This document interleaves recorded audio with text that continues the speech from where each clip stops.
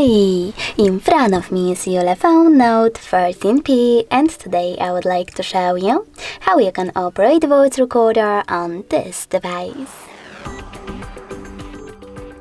You need to begin by locating Sound Recorder app and clicking on it.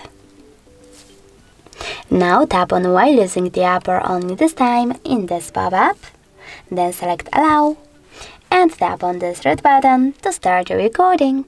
As you can see, mine is on. If you wish to pause it or unpause it, you can always do that by selecting this middle button one more time.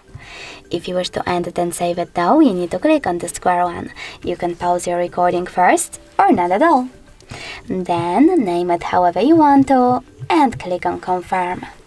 After that, you can access list of all your recordings by selecting this right button with 3 lines. In order to play one, just tap on it. If you wish to get rid of it though, you need to select Edit at the top right corner, tap on your recording and choose Delete at the bottom right one. Then confirm your choice in this pop-up. Thanks so much for watching. If you enjoyed this video, don't forget to leave a like, comment and subscribe. Bye!